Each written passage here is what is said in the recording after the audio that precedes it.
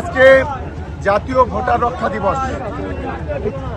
যেভাবে বিজেপির মদতে বিজেপির দালালতি করে বিজেপির গোলামতি করে central election commission mister Gyanesh Kumar যেভাবে বাংলার মানুষের ভোটাধিকার কেড়ে নেওয়ার চক্রান্ত করছে এবং 126 জন মানুষ এখনো পর্যন্ত সুইসাইড করেছে। প্রচুর বিএলও ইতিমধ্যে সুইসাইড করেছে। অনেকে মৃত্যুর সঙ্গে পাঞ্জা লড়ছে। প্রতিদিন মৃত্যুর মিছিল চলছে গোটা বাংলায়। তাই এই অপদার্থ ইলেকশন কমিশনের বিরুদ্ধে এবং তার মদতদাতা এই নরেন্দ্র মোদী, অমিত শাহ, এই বিজেপি, তাদের বিরুদ্ধে আজকে এই প্রতিবাদ মিছিল। এই প্রতিবাদ মিছিল থেকে কি বলবেন? আমরা এই প্রতিবাদ মিছিলে আমাদের একটাই দাবি, নিঃশর্তে প্রত্যেকটি মানুষের ভোটার লিস্টে নাম তুলতে হবে যারা বৈধ ভোটার। জাতীয় ভোটার দিবসে পথে নামল তৃণমূল। ক্যানিং এর জীবনতলা বাজারে মিছিল তৃণমূলের। ভোটাধিকার কেড়ে নেওয়ার চক্রান্তের অভিযোগ তুলেছে তৃণমূল। অভিযোগ তুলে প্রতিবাদ শওকত মোল্লার নেতৃত্বে এবং এই মিছিল ছবি দেখতে পাচ্ছেন আপনারা। এসআইআর এর সমস্ত বৈধ ভোটারদের নাম তুলতে হবে, এমনটাই দাবি তুলছে তৃণমূল। জবাব তোমায় দিতে হবে, গণেশ কুমার জবাব তোমায় দিতে হবে, নরেন্দ্র মোদী জবাব তোমায় দিতে হবে, অমিত শাহ জবাব। আজকে জাতীয় ভোটার রক্ষা দিবস। যেভাবে বিজেপির মদতে বিজেপির দালালতি করে বিজেপির গোলামতি করে central election commission mister Gyanesh Kumar যেভাবে বাংলার মানুষের ভোটাধিকার কেড়ে নেওয়ার চক্রান্ত করছে এবং 126 জন মানুষ এখনো পর্যন্ত সুইসাইড করেছে। প্রচুর বিএলও ইতিমধ্যে সুইসাইড করেছে।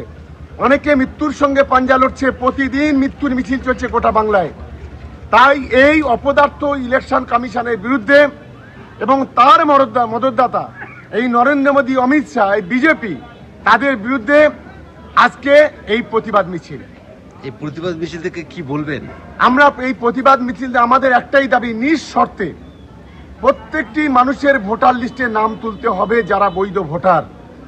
দিকে দিকে বিডিও অফিসে তাণ্ডবের পর এবার আক্রান্ত মাইক্রো অবজারভার।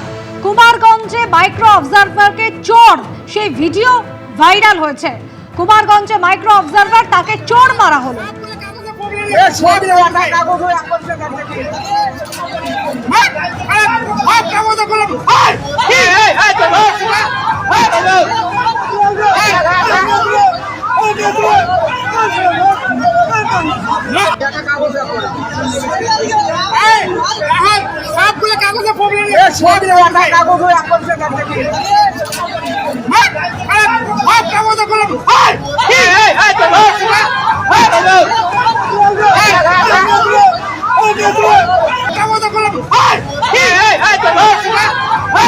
ক্যানিং সন্দেশখালী ছবি আপনাদের দেখিয়েছে, সেখানে কিভাবে এসআইআর এর শুনানি চলাকালীন তাণ্ডব চলে। ফরাক্কার বিডিও অফিস, মনিরুল ইসলাম তৃণমূল বিধায়ক, তিনি গিয়ে রীতিমতো চেয়ার টেবিল ভাঙচুর করা হয়। তার সামনে তার অনুগামীরা ভাঙচুর চালায়, তাণ্ডব চালানো হয় এবং তারপরে এবার মাইক্রো অবজারভার তিনি আক্রান্ত হলেন। যেভাবে এসআইআর এর শুনানি চলাকালীন দিকে দিকে হয়রানির অভিযোগ করছেন ভোটাররা, তারপর বিভিন্ন জায়গা থেকে অশান্তির খবর কিন্তু সামনে আসছিল। আর এবার আক্রান্ত হলেন খোদ মাইক্রো অবজারভার।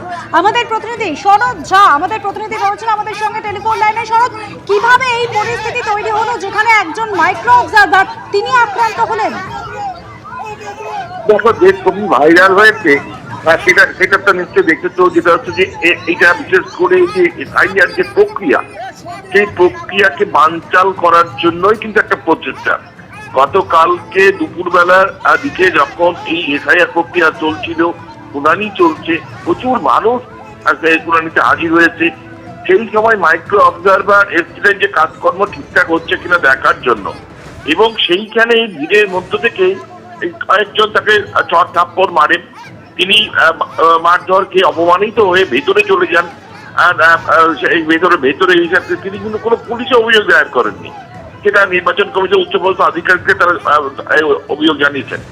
কিন্তু এসআইআর প্রক্রিয়া যেমন চলছিল তেমনই চলেছে, যেহেতু কোনো হস্তক্ষেপ হয়নি। এবং সেই ছবি পরে ভাইরাল হয় এবং একটা আতঙ্কগ্রস্ত হয়ে পড়েন এই মাইক্রো অবজারভার।